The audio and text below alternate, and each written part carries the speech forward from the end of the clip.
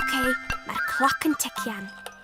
Mae gennych chi nes mod i'n 7 mlwydd oed i wneud yn siŵr mod i'n gallu gwneud hyn, hyn a hyn.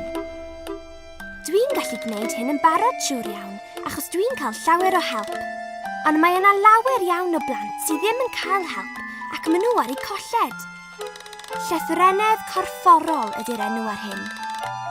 Ac mae'n rhaid i chi ein helpu ni i'w dysgu nhw mor gynnar a phosib. Fel ein bod ni'n gallu gwneud pob math o bethau pan fyddwn ni'n hŷn. Fe rawn ni gynnig ar bob math o bethau yn yr oedran yma, felly nawr yw'r amser i'n helpu ni, cyn ei bod hi'n rhy hwyr.